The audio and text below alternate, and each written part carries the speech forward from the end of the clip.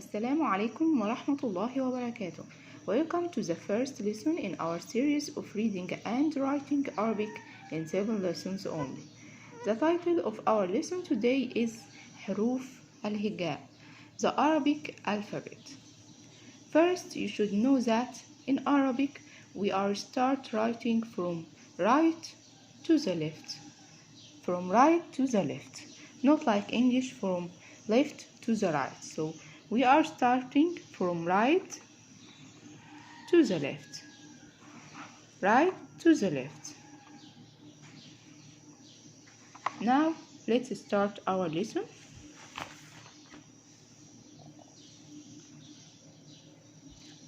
Our alphabet in Arabic starts with alif. Alif. Alif. ألف باء باء باء تاء تاء تاء ثاء ثاء ثاء باء and تاء and ثاء, they are looks like each other. باء only 1 point under it, تاء there are 2 points inside it, and ثاء there are 3 points inside it. So it's grouped together. The second group is جيم or جيم. جيم or جيم. جيم. حاء. حاء. It's not very near to this. حاء. Listen to me and repeat. حاء.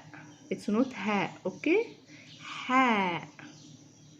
حاء. خاء. خاء. The second group دال. دال. ذال. ذال. ذال. Then راء. راء. And راء, but there is a point on it, it's زين.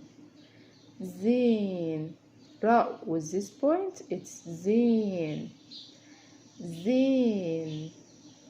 زين. Then سين. سين. سين. And سين with 3 points, شين. شين.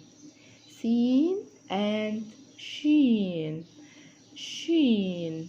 سين. شين. Then صاد. صاد. صاد. Listen carefully because it's not sad. No, it's صاد. صاد. ضاد, not dad. ضاد. ضاد. ضاد. طه, not ته. No. طه. طه. And ظه. ظه. عين. عين, not in, it's عين. عين. عين. عين. غين. غين. فاء. فاء. فاء. قاف.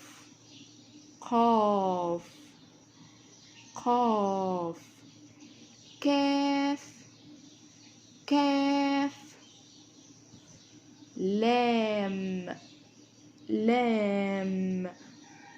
ميم. ميم. كاف and lam and ميم the same in English, and نون too وهاء.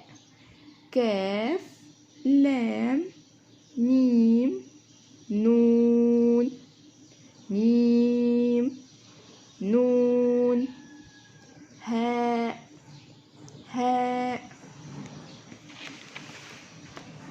واو واو ياء ياء.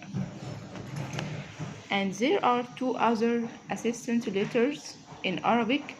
It's Hamza Hamza and Lam plus Alif. It's Lam Alif Lam Alif. You will not write it like this, Lam then Alif. No, you write it Lam Alif.